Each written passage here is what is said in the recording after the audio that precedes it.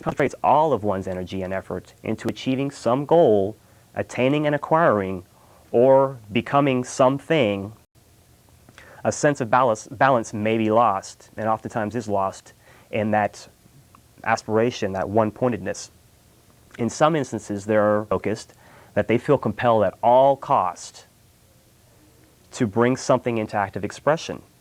You know, it may be a creation of great beauty or of tremendous destruction. Now, there's seldom any middle ground for this type of fiery aspiration. When a person is very one-pointed and will is very strong towards any particular subject, these are the people that you see generally having success, whether it's in the business life, many different aspects, many different endeavors, whether it's in the entertainment field or what have you. The people that are very one-pointed, oftentimes you hear people at a young age saying, you know, I'm going to be a star when I grow up, and they do indeed become that celebrity that they had envisioned at a young age. That doesn't always manifest itself. Certain circumstances obviously factor in as well, but one-pointed thinking is key and crucial to really any success as far as the idea of thought in action, as far as bringing a thought home and bringing a thought, changing thought into action, which is what we do as humans and is the way that we mirror the divine creative process. Now, our whims and desires drive us all, but some have more success than others, as I have pointed out. People are impressed at all turns during their daily life with different impressions, different sensory impressions. The five senses factor in as far as what we experience during our daily routine, and our feeling nature and our thinking nature affect us very much so. And so that being the case, how is it that thought finds its way into active expression? Again, keeping in mind that certain people are going to be more focused on a thought than others. And that is basically the key to this sort of bringing a thought into activity. There has to be some concentration, some one-pointedness to actually bring it from a thought, from just an idea or concept, into, again, actual existence on the physical plane. And the more one-pointed, the more one has unyielding thought, and the more that this thought form or this idea is constantly reinforced in one's thinking, basically the more one spends time contemplating and thinking over the various aspects of something, the more they're likely to have some success in actually manifesting it on the physical plane, similarly to the detail that they envisioned in their mind. As far as carrying over a thought to actual physical plane expression, those are the things that factor in. The more one-pointed and the more carefully one can think about the particular aspects of what they're trying to create, the more fuller that the expression will be. If it's only thought about minimally and just a little bit, maybe just one aspect of something, it's not going to have that attention and focus that it needs to actually, again, find full expression, find full meaningful expression here on the physical plane. Now, it is very helpful to consider a thought as a thing. And a thought very much is substance. There is what's known as mental matter. Esoteric science covers this aspect, and mental matter basically, just like physical matter is existing, and we can touch, taste, or we can comprehend and we can understand this tangible aspect of ourselves. We can understand the physical. We see it, we're aware of it, we work through it. The emotional nature and the mental nature are of more refined matter, and so we're not quite as readily apparent or quite as readily aware of them as we are of the dense physical that we move and act through at all times. Although there are some folks that have the capacity to see auras, if you will. They can see the colors that surround a person's body. That's their emotional composition. These different colors in a person's aura, if you will, can demonstrate their makeup. You can understand the colors in an aura. You can basically relay that and carry that over to what these colors represent as far as emotions. And you can see what types of emotions are predominant in a person, and also the flux and turmoil that may be going on within that astral vehicle, that astral body vehicle. And so our desires, if you can think of your own desires, they tend to generally be in flux more so. There are, again, granted, those people that can be very one-pointed and focused, but the average, the vast majority of people as far as the astral body is concerned, it's very much in flux. It's like a raging sea, if you will. It's just constantly in flux, constantly in turmoil, constantly like a dense fog, if you will, as well. That's another way to consider it. It's not steady, it's not quiet, it's just constantly in turmoil. Now again, considering a thought as a thing, there is again the astral or the emotional matter that I just described as far as the aura and that sort of thing. And then there's even finer, thinner, if you will, more refined matter. That is the matter of the mental plane, and that is what thought is involved with. And so again, a thought being a thing, a thought does have power, vitality, or influence. And the amount of power, vitality, or influence a thought carries varies according to the point of concentration behind one's thinking. And to keep that in mind as far as an analogy, a thought, creating a thought in one's mind, is very much like a baby forming in its mother's womb. Those that take the time to really care for that thought form, that really pay much attention to it, that constantly nourish and nurture that thought, are the people that are going to have more success building a thought into a form, or a thought form is a popular term for that, an actual substantial thing, a thought form, an existing body of organized matter, if you will, again, mental matter, that has its own animated quality. It has its own livingness because of our thought. And this is the very same process that takes place when God creates our manifest universe. It starts with a thought, and then it manifests through the word, or the logos, and the word becomes made flesh.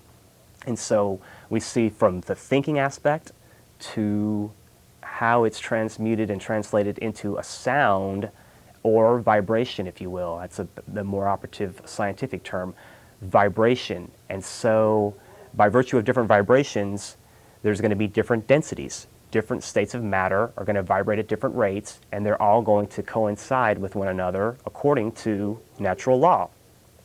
Now, so considering a thought form as being like a baby in the mother's womb, a thought form, again, has to be nourished and nurtured constantly. If it's neglected, if it's not paid any attention to, it will die in the same sense that a baby can die in the mother's womb, or it may be aborted.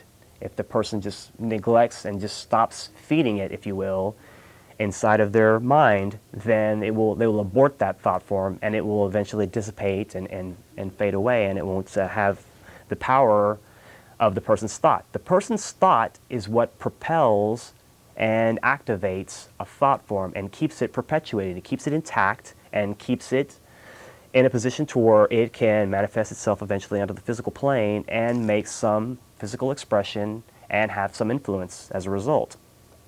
And so again, the people that are more successful with being one-pointed and being focused are the folks that are going to be able to carry the thought full term. They're going to be able to bring the thought from the very embryonic initial gleanings, glimpses, or impulses that one may have into a full expression, into a full-fledged thought, very well-rounded, and that will enable that thought, again, to find its way into some physical plane expression. Now, if I could borrow a quote that I like to use on occasion from one of our American poet-philosophers, Ralph Waldo Emerson, "Great men are they who see that spiritual is stronger than any material force, that thoughts rule the world." And indeed, if we understand ideology in this mental world of ours, I mean, it's truly we are more astrally predisposed or more emotionally predisposed, the majority of mankind, but circumstances are allowing themselves and lending themselves to us becoming more mental in scope. And so we're factoring that in more so, that we're becoming more thinking rather than fly off the handle emotional type people here as humanity.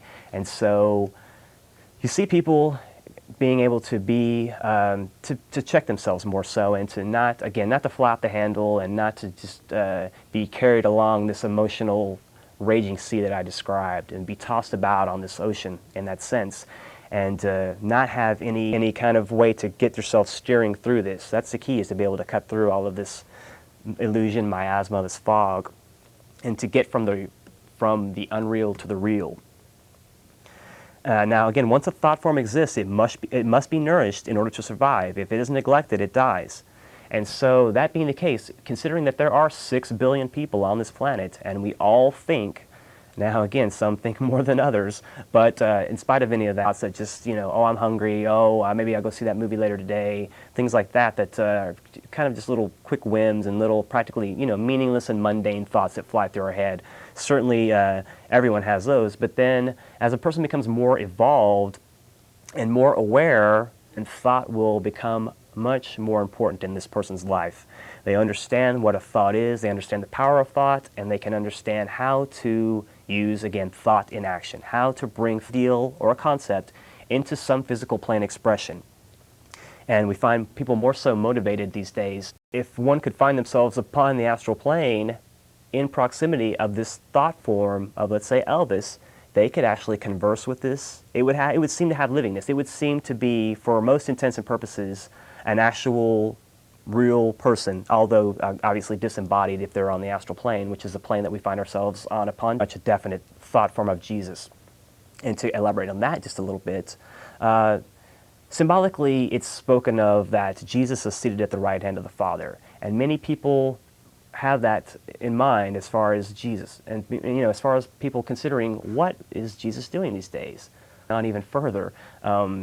Is he just sitting? Is he just sitting at the right hand of the Father and just kind of just hanging out? I mean, is he playing solitaire?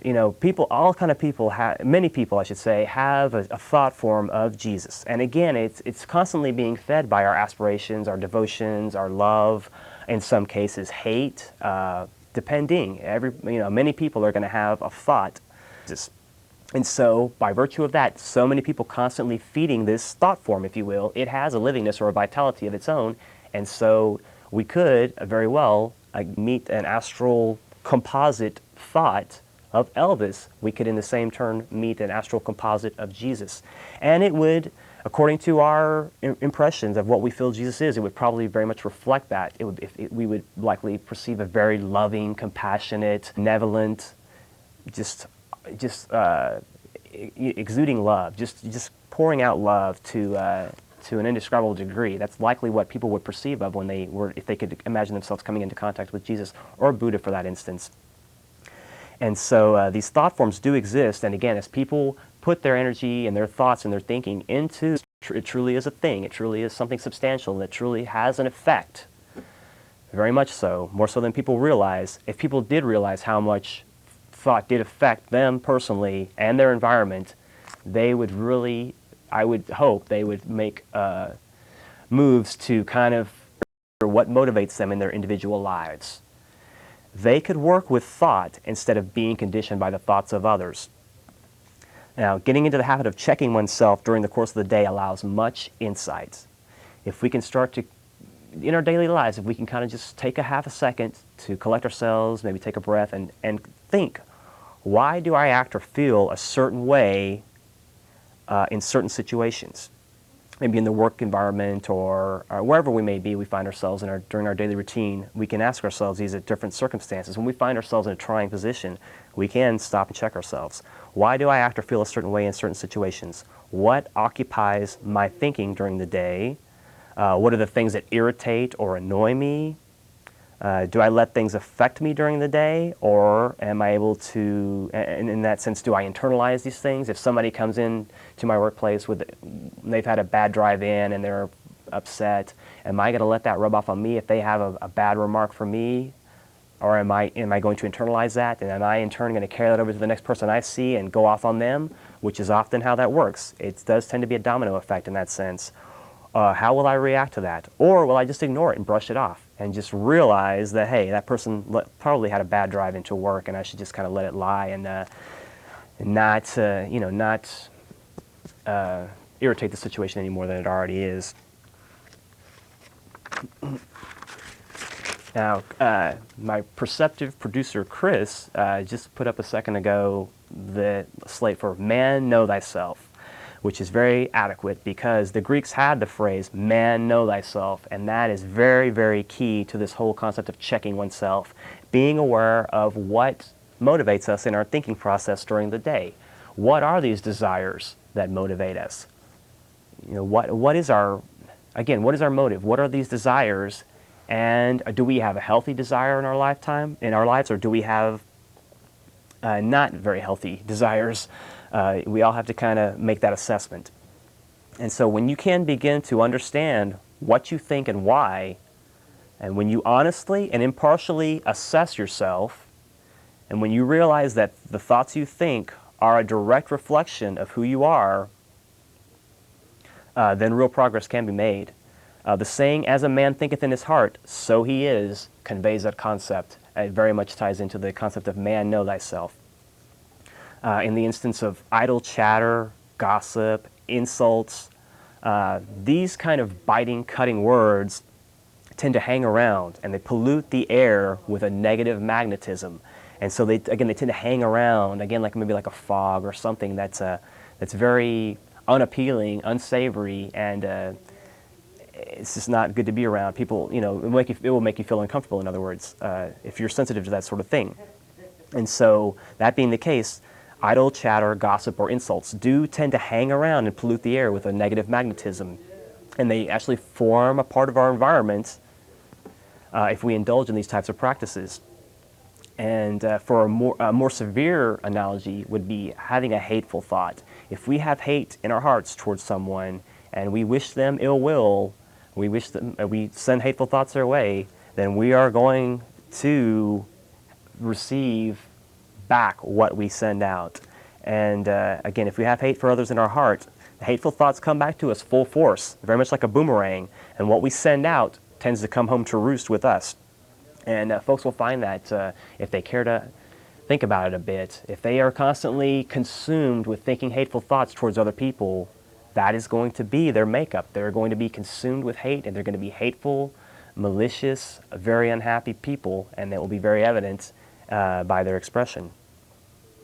Now again, keeping in mind that man is mental, emotional, and physical, but the bulk of humanity is emotional in its nature, and the emotional body, also known as the astral body or the desire body, is again like a mirror, and it's merely a reflector of our whims, fancies, wishes, and desires. It's not a generator.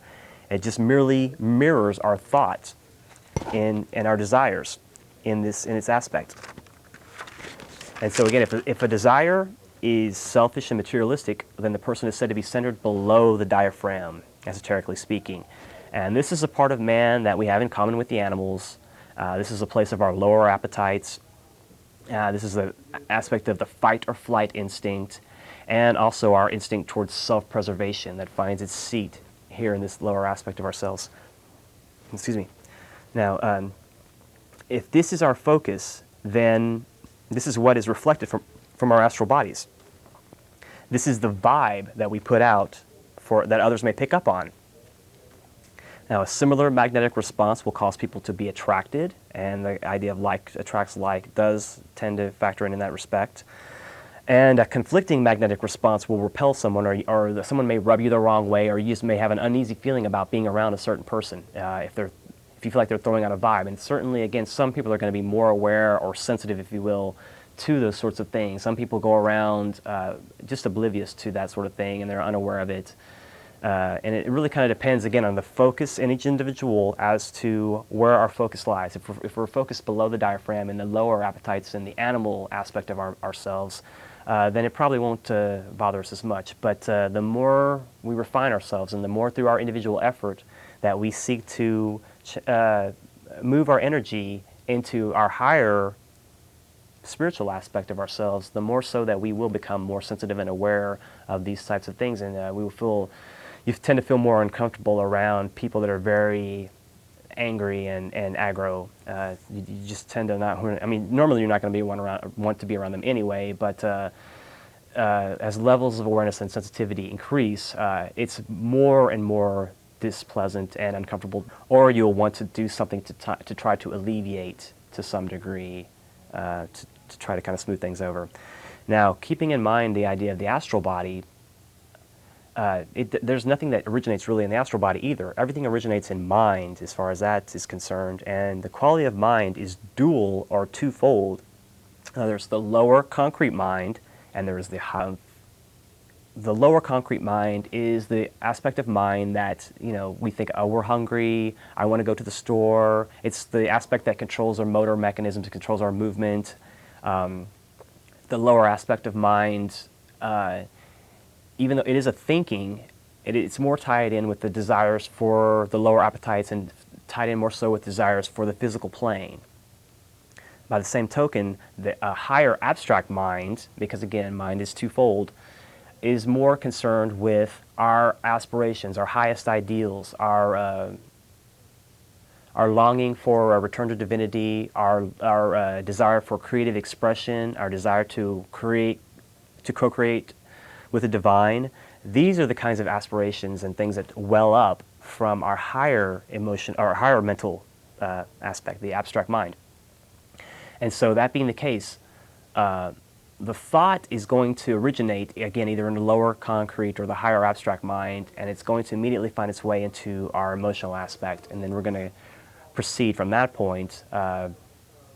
Again, if it's a higher aspirational thought, if it's a thought of God, for instance, or if it's a thought of world peace or something like that, then it's going to tie itself in again with that higher aspect of ourselves, and it will relate to that as opposed to the lower concrete. Again, the thinking of the me thinking, the material thinking, the selfish thinking, oh, I need this for myself, I need to do this, I need to do that, I need to go there, I'm going to watch this show. That kind of thinking, those mundane things, are more related to the lower concrete mind. And again, they do work together, and once they go from the mind, they find their way into the heart, and then it goes from the heart as far as how do we feel about that particular thought. A thought originates, and then emotions factor in as to how are we going to proceed, how are our emotions going to decide, in this instance, how we're going to proceed. Now, if we're more centered in our higher aspirational nature, then the heart is likely going to be more concerned, or the emotional aspect will be more involved with mirroring, again, the higher. The astral body, our emotional nature, is merely a reflector. And so, again, if we try to live a spiritual life, we try to live a divine life, then we're going to have more success in that respect, carrying that through and manifesting on the physical plane and having a loving, compassionate heart. Again, if we still, from the lower aspect mind, if we think, oh, I really would like to have a pizza right now, still our heart is going to be factored into a certain degree, the desire aspect, and the happiness that we're going to find through eating this pizza. You can look at it that way. And so again, mind is dual. It's both higher and lower, and it does affect our emotional nature. Our thoughts definitely affect us as well as our environment. That's something to keep firmly in mind as well. Now, how do ideals and concepts find their way into the mainstream thinking and into popularly accepted thought or mass consciousness? There are many ways that this takes place. And I'd like to start with, as far as some of the different areas that we find the way that ideals or concepts make their way into the mainstream. The first one would be through the media, through the news media, through various aspects of pop culture, through music, through movies, television, public service announcements, and different trends that may crop up at any given time. Also, through the media, we get polls, and we have polls that mold public opinion. We have polls that reflect supposedly presidential support at any given time, perhaps support for a war on terror. And so again, through the media, we have, there are many ways that ideals are brought into the mainstream thinking. And the idea that we have television and we have internet access and we have all kinds of communication at our disposal, radio, various means, so we can be bombarded, if we so choose, with all kinds of input at all times. And as to what we choose to filter out and as to what we choose to internalize, we do have a choice. Some people function mostly unconsciously, and so at a subliminal level, this programming tends to program them, and that becomes their outlook on things. Again, it's going to depend on people's awareness, and also where are they centered in their physical vehicle? How are they centered? Are they more emotionally predisposed? Are they more mentally predisposed? Do they tend to think and rationalize? Or do they tend to just get emotional and fly off the handle? That's going to factor in their individual capacity to understand the media without being overwhelmed by the media. We tend to see a lot of bad things in the media these days, and it tends to overwhelm us and portray a bleak outlook.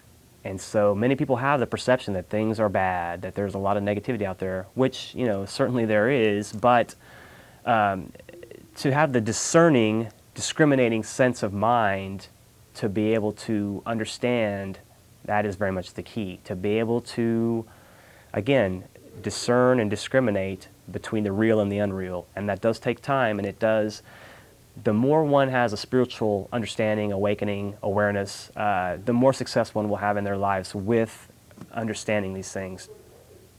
Also through education, we find through the educational process that we're being molded in our thoughts from a very young age, generally to fit ourselves, to be fit rather, each individual student to be fit to some ideal of contemporary community standards.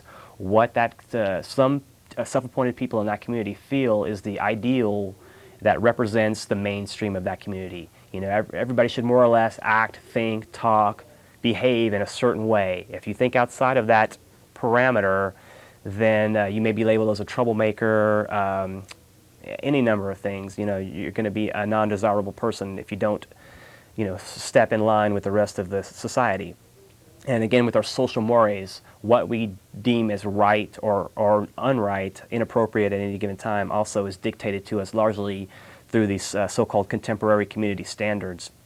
And very much so also in the governmental aspect, we find that ideals are brought about, and again, we can be familiarize ourselves with the different forms of world government, which in essence you could boil them down to capitalism, constitutional republic, capitalism, socialism, and totalitarianism.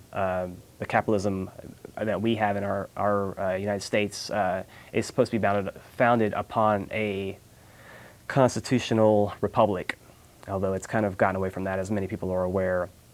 Also through social or humanitarian programs, through the child protective services situations, all of the welfare to work programs, all of these different social programs that have been implemented that initially might have had a good impetus to start, but have really, really degraded into an alternative form of slavery in many ways. They keep people down in these lower, you know, just the lower aspect of life by limiting them, by keeping them in these government programs, these social programs. Also through medical and scientific discoveries, we find ideals and concepts find their way into the mainstream. And again, various bodies are going to determine what is medically acceptable or scientifically acceptable at any given time. And certainly there are always politics behind the scenes that are going to determine what is considered important as far as medical discoveries, scientific discoveries, and what is allowed to make its way into the mainstream. All this information, thoughts and ideas are very much controlled, and there are certain segments of the population, those that I term those that wish to enslave us, that are very fully aware of what thought is, the capacity that thought has, and how thought ties into our emotional nature, our feeling nature. They're very well aware of the fact that the majority of humanity is still centered in the emotional nature, and so they can be swayed. If you play to their emotions, you cater to their emotions, you can sway the masses. And that's what those that wish to enslave us have discovered a long time ago, and they've been able to manipulate that aspect with much success. Now, again, considering that through circumstances and the signs of the times and our evolutionary process and the unfolding evolutionary nature of man and the unfoldment of mind in man, in humanity in particular, we are becoming more discerning, discriminating, and we're detaching ourselves more so from a lot of this emotional things that are going on. We're getting more past the rhetoric and all of the shouting and all of the insanity, and trying to think and trying to be more rational and analytical. And again, you know, the idea of think before you speak or think before you act is very, very key in this whole idea. Now, one thing I didn't mention also as far as an idea or concept would be through religion.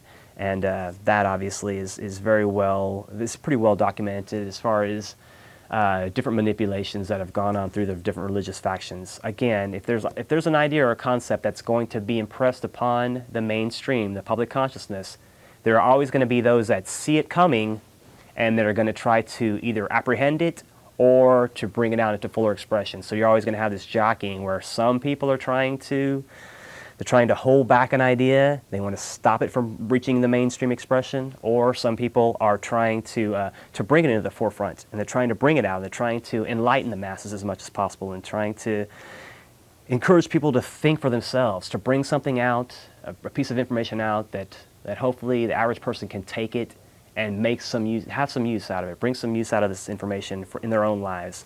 And that's certainly my hope with what I'm trying to bring across in this show, is to try to bring some practical pointers out, some practical things out that people can actually realistically use in their daily lives, that hopefully they can use to improve themselves to some degree.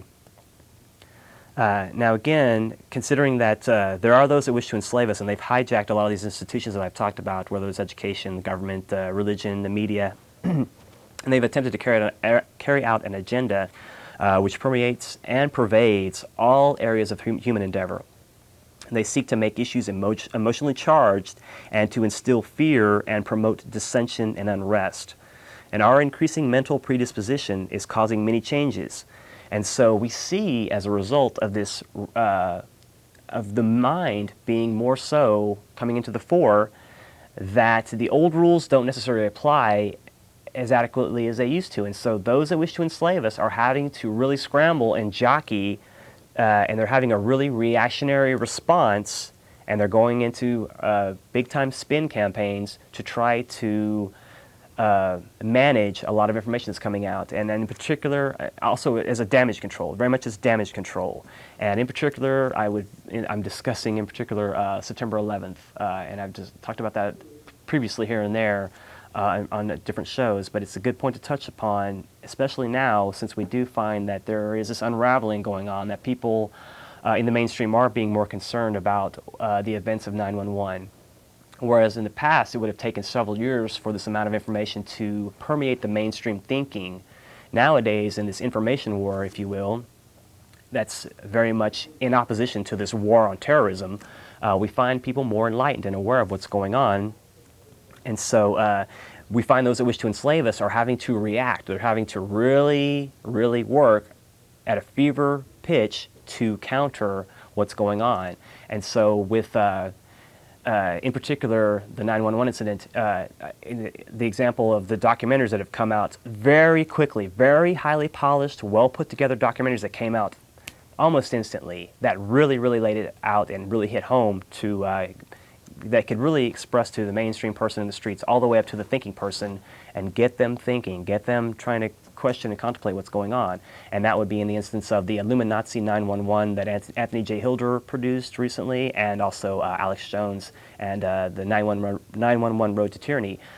Both of those documentaries are very polished, very professionally put together, and so they're able, by that production capacity, to really carry over and hit home, and it's going to capture people's attention. They're going to sit there, they're going to be compelled to watch it because it's very polished, very professional, and the information is very well documented and laid out in such a fashion that, again, the person that's not really the thinking person is going to be able to grasp something and start to get the wheels turning more so and more so.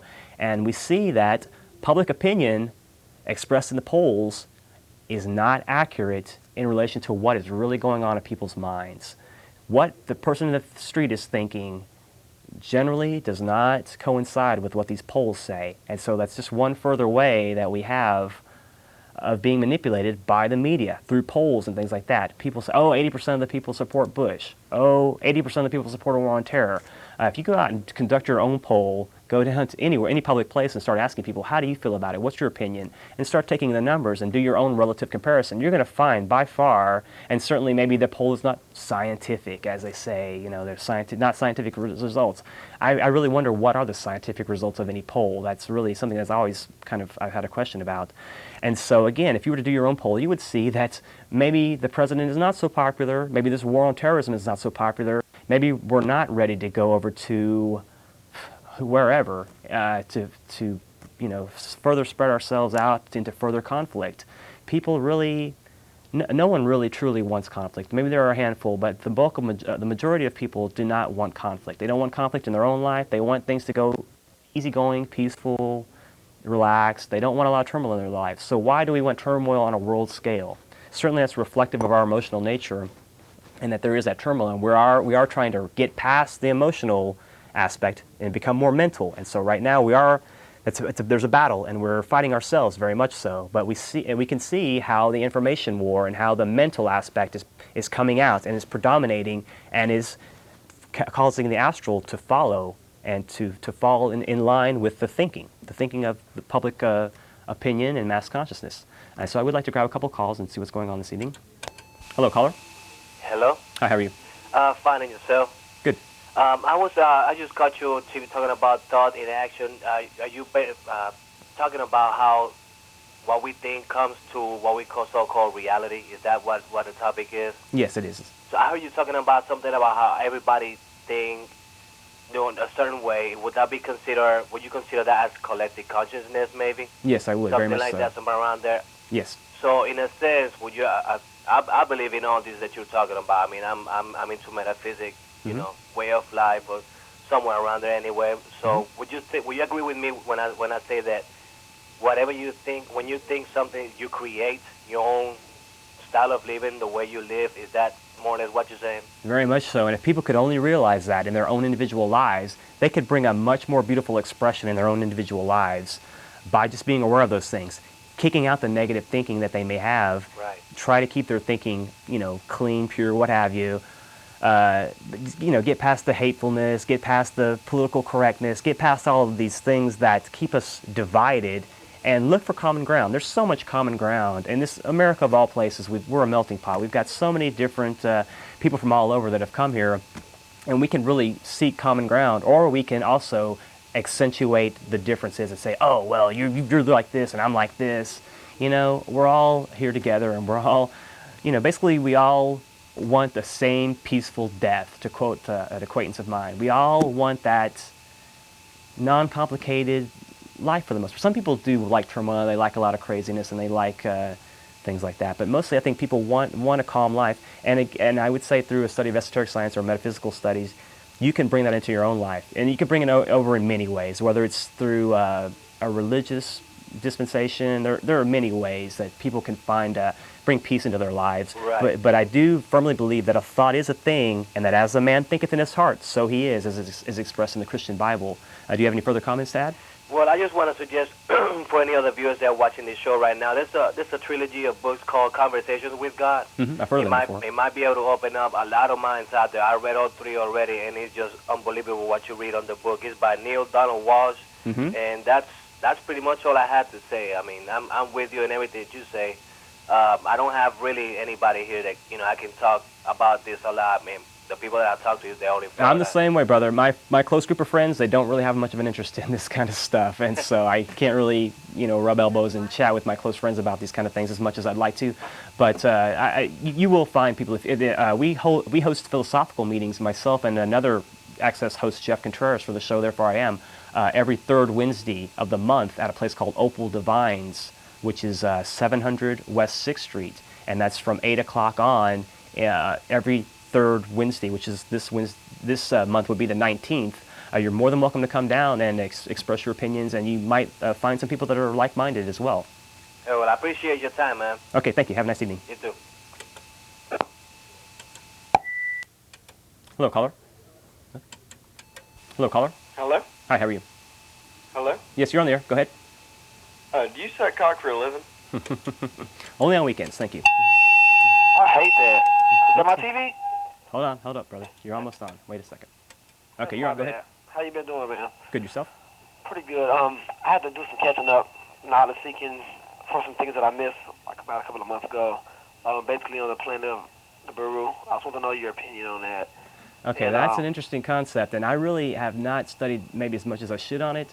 There are a couple of different camps as far as the Nibiru thing, which basically that's what this guy is alluding to, is there's supposedly a planet that comes into our system every 3,600 years, and some people, like the Assyrians, have some records that they, you know, their stone text and what have you, that they, when they were translated, they speak of this planet that came through and the beings that were on it, how they interacted and infiltrated and influenced our race on the planet Earth. And so the case is supposedly that it's supposed to be making its way back through, and some people allege it's coming in at spring of 2003, so that remains to be seen. I think there's been some evidence through the legitimate astronomical community, people at the observatories and what have you, that are saying that yes, it is a real phenomenon, there is something out there. But as to how it's going to manifest itself, the jury's out for me personally. I personally don't think there's going to be a bunch of aliens that are on this planet. They're going to come in, they're going to all of a sudden interact with us. But there are some people that feel that our occupational government, those that wish to enslave us, are going to use, if this does happen, that they're going to use this opportunity to trump up some kind of alien threat, and that, oh, we've really got to come together now because look, it's us as humanity against them. And that idea's been around for a long time, that there may come a day when the governments of the world say, hey, they're out there and they're not nice, and we need to come together. And hey, by the way, give up a few more rights, give up a little bit more security, and everything's going to be okay. You know what I mean? Just do what we say, and everything's going to be fine.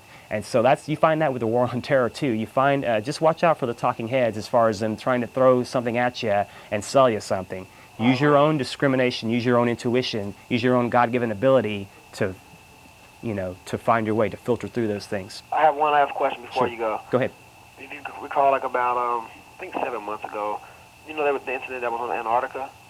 I'm sorry, they were doing what? There was an incident on Antarctica with the doctors and stuff being rushed out, the scientists. Do you recall that? Yeah, I do, as a matter of fact. And the foreign heat source. Did you recall whatever happened on that? I never really heard much of a follow-up, and you probably heard that on some late-night radio talk show. What is that picture behind you? Was it the Tower of Babel? I'm sorry? Is it the Tower of Babel behind you, the picture? Oh, you can't. I can see it. I don't know if it is or not. I have to ask my producer. It very likely will, maybe. Also, can you tell me what you know about Zoroastrianism? Zoroastrianism is an early Persian religion. All right. It still is in existence. Zoroaster was another great teacher, another great prophet, as many of the other throughout time. He wasn't as great a prophet or great, as far as from a spiritual standpoint as, let's say, you know, Jesus Christ or Buddha or what have you, but he still was a significant player, a significant influence in that particular culture. And we find that different cultures at different times have the proper person come into incarnation in that land that can give them the expression that they need at that time. And so at that time for the Persian culture, they needed some religious influx, some kind of something to come in to revive them, to revitalize them. And so that's through that great being, that's what took place, just in the sense of Jesus Christ or Christianity, or even in a political move, as far as like a Hitler or a Napoleon. And I'm not saying that that was a good thing, but it did take place, and those individuals did change things on a mass scale. Can I ask one last question before you? Really, I'm sorry, I hate that I have so many questions. No, go ahead. Go ahead. You know, when Hitler brought into effect, like, you know, the Nazi sign and all that, what were the ancient texts that he was basing that on? Well, the swastika itself is an ancient Hindu holy symbol. I thought it was Norse. I'm sorry? I thought it was Norse. It's not Norse? Well, okay, the swastika is an ancient Hindu symbol. They reversed it or made it anti-God. But there are also the Thule Society and the Vril Society, which were the secret societies of the Nazis. And that is based on some of that Norse, you know, so the white supremacy stuff and all that. And they allegedly made contact with some aliens. Again, you're talking. So. I'm sorry. I'm sorry. I said I thought so. I was trying to find out more about the being. Yeah, there's a good. Chris Athanas has put a good documentary on about Nazi UFOs. It airs from time to time on Access. Yeah. And there's other information as well you can find about that. That's pretty provocative. It's pretty. It'll you know, it's pretty interesting. You got to take it with a grain of salt to some degree, but it's very interesting. It's worth checking out if you have the time. What do you think the next steps will be of them to take away more of our freedoms? You see how they're basically ushering on? Oh, it's going to be likely another big attack. I mean, because you have all the political people saying, well, it's not a matter of if, but when. There's some people that are saying there's going to be another attack. I believe there's going to be another attack. I just heard some Democratic congresswoman today saying, I believe there's going to be another attack. They want to be in on that. They have some knowledge. You know, they keep hearing there's going to be another attack. So they want to be in on it to say, I told you there's going to be another attack. Give up more security and we'll be all right. You know, that's their mantra right now. Give up security. I mean, I'm just your average, you know what I'm saying, young black male. We smoke and periodically go out and what have you. But how much is it going to take before we actually do something about it, do you think? Every individual has to pick up their own cross. We all have to be both Paul Revere and John the Baptist if we so choose. It's up to us, really. What in our lives can we bring out as an expression? What are you good at? What are your tools? What do you have at your disposal? Maybe like for instance, the guy Big Rob. I had to give him some props, big time, because I haven't met the guy, but he put out a rap recently. All right. I believe he's a Hispanic guy. He put out a rap. He talks about the New World Order. He gives props to a lot of the hosts here at Access, and that to me is a very informative, creative way to get across to people that may not necessarily vibe towards this idea, and to get them that way, to kind of sneak in on them and get them kind of unconsciously, but then get them thinking. They start hearing those things. Because if you know anything about the rappers, I used to work at some studios on the West Coast, and like Ice Cube and those guys, they are full force down with the conspiracy theory, and they will talk your ear off for a weekday, because they are a lot of it. They eat, sleep, and drink this stuff. Because certainly, if you're an oppressed person and you have a history of your people being oppressed, which very much the black folks do, then you're going to be a little bit more gun shy. You're going to be a little bit more worried as to what's the corporate cracker up to. You're going to be kind of checking him, and that's all of us at the lower level are all in the same boat. Once we get to that understanding, we're going to make a lot more progress. So is this about America and Islam, or is this really about Islam and Templar? I guess is this an ancient, basically, battle since the Templars did? Well, everything has its place in the sun, and everything's going to factor in. So I think it's a lot deeper than that. I'm going to go ahead and let you go because I do have a couple more callers, but I do appreciate your insight. Thank you very much. Hello, caller. Hello, caller.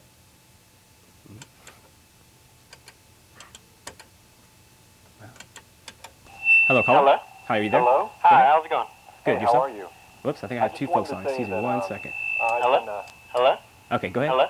You're there, go ahead. Hi, how's it going? Good. I watch you and Alex Jones' show a lot. I'm trying to evaluate your views. How do you feel about George Bush's job? About his job?